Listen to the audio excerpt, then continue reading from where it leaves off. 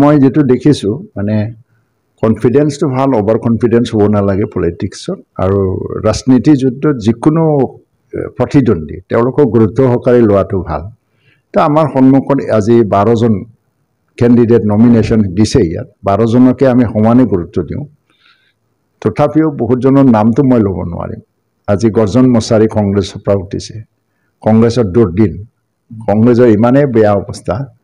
আৰু এটা নহয় বহুত কেইটা বেমাৰে ধৰিছে কংগ্ৰেছৰ ভিতৰৰ পৰা বাহিৰৰ পৰা আৰু হেতু চিকিৎসা কৰিবৰ কাৰণে মানে বহুত ধৰণৰ চিকিৎসা পদ্ধতিৰ প্ৰয়োজন হয় যেটো কংগ্ৰেছে লবই পৰা নাই কংগ্ৰেছ উঠিব নোৱাৰে গৰ্জন মছাৰী ইয়াতে 1 লাখৰ তলত ভোট পাই যাব বুলি মোৰ এটা ধাৰণা হয় নৱখৰণীয়া এটা ঢৌ আছিল এটা সময়ত অবৰ তেখেতৰ ট্ৰাইবেল সাৰ্টিফিকেট কেনসেল হৈ গল আৰু মানুহজন নিজকে ফ্ৰড এটা প্ৰুভ কৰি দিলে প্ৰমাণ কৰি ললে সি বলে 1986 চনত ৰাভা সাৰ্টিফিকেট লৈছিলে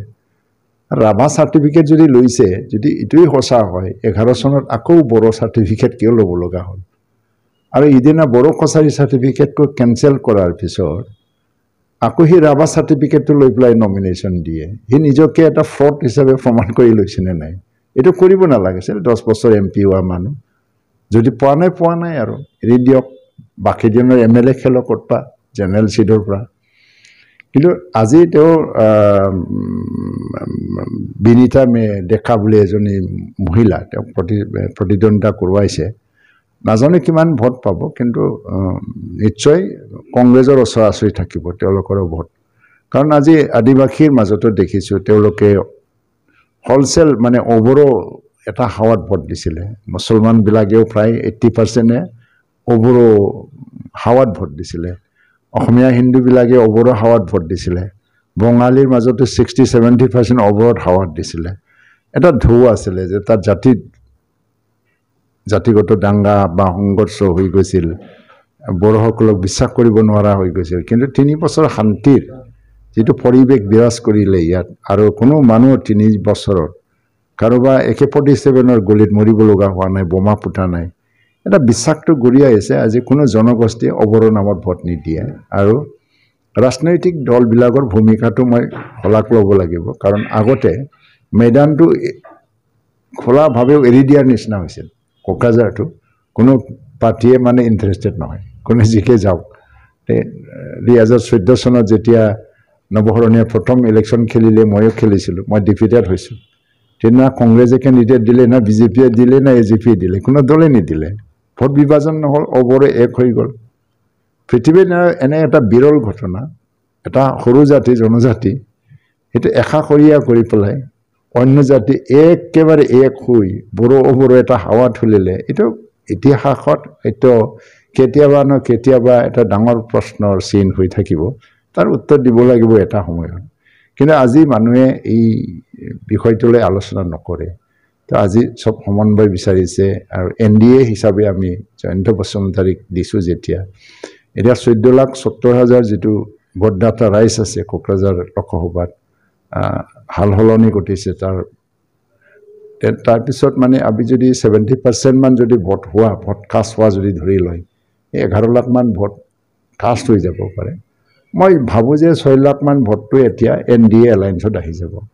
আৰু তাৰ পিছত বাকি থাকিব 5 লাখ আৰু ইয়াত বিপিএফ হয়তো বা 2 বা 2.5 লাখ ভোট পাই যাব পাৰে তাতকৈ বেছি ভোট নাপায় আৰু আমাৰ গৰ্জন মছাৰী 1 লাখ মান পাই যাব পাৰে বিনিতা ডেকা এনেকৈ পাই যাব পাৰে বাকি ইন্ডিপেন্ডেন্ট 5,000 6,000 কে যদি লয় এটো এখানে ক্লিয়াৰ এটা মাৰ্জিনটো দেখিবলৈ পাইছো আমি প্ৰায় 3 লাখ বা 3.5 লাখ ভোটৰ মাৰ্জিনত আমি জয়ী হৈ যাম ইয়াত কোনো সন্দেহ নাই তথাপিও আমি খুব মানে সন্মান সহকাৰে যুঁজি আছো বিৰোধী যিমানে দুৰ্বল নহওক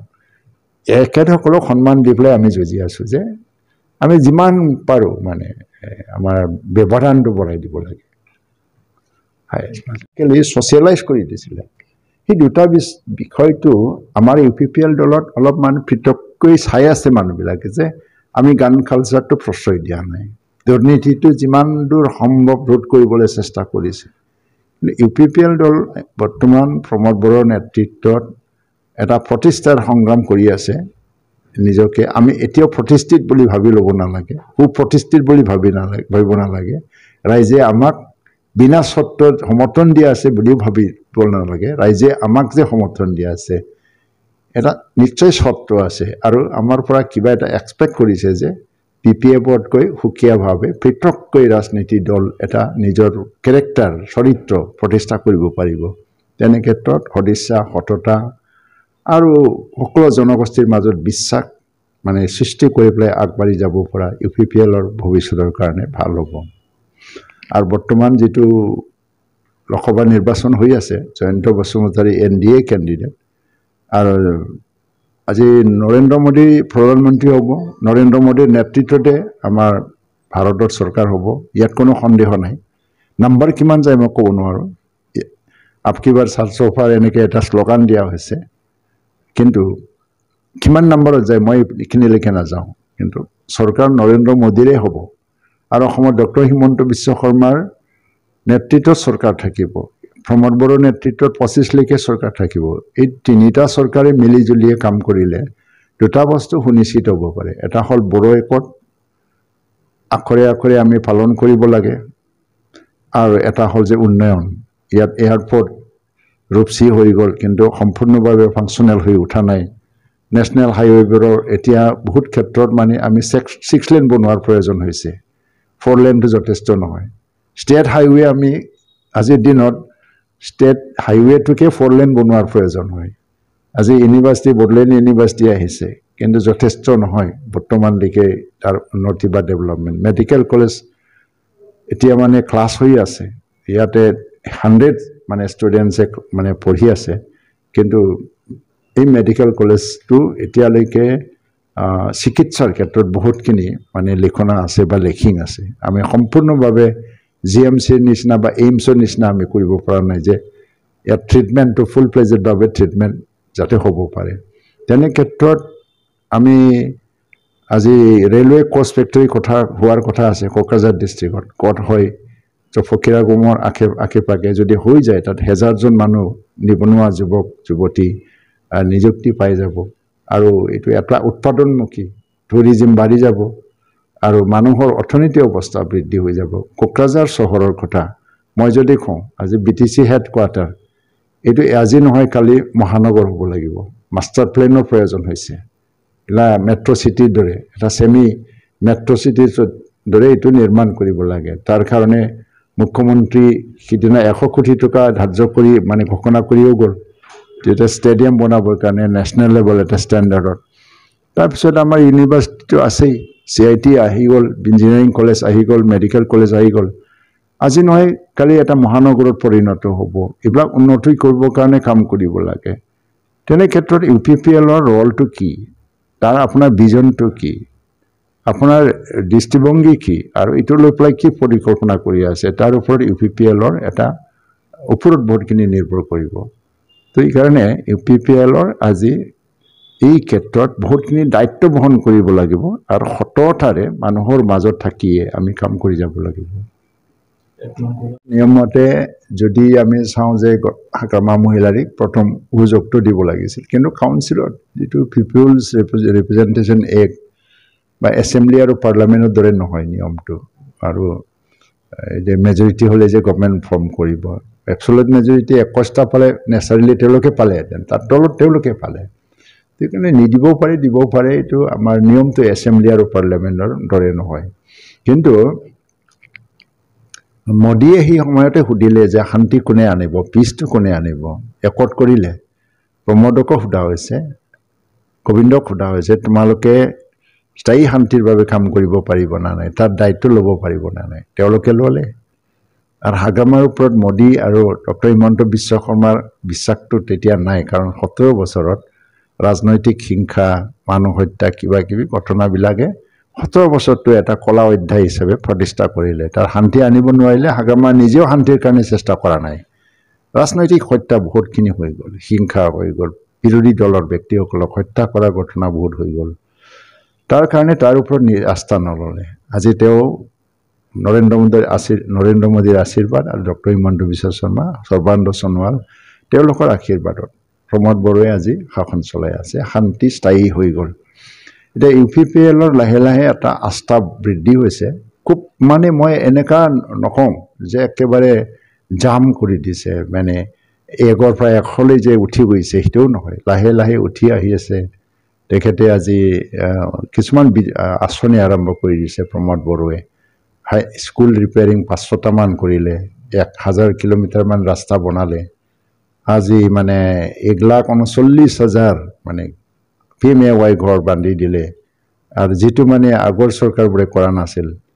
মাইনাও চৰাং বিতাংকি কৰিলে সেলফ হেল্প গ্ৰুপক মানে পইচা দিয়া 25,000 কি প্ৰায় 10,000টা সেলফ হেল্প গ্ৰুপক দি দিলে আৰু অসম চৰকাৰৰ যেটো অৰুণোদয় আঁচনিৰ পৰা মহিলা উদ্যমিতা আঁচনি তাৰপিছত PMAY ঘৰ আঁচনি তাৰপিছত আজি দেখা গ'ল যে ভূমিহীন ভূমি পাট্টা নোহোৱা মানুহ পৰিয়াল জনজাতিৰ মাজতো ঢেৰ আছিল হাজাৰ হাজাৰ 17 বছৰত হাগ্ৰামাই প্ৰায়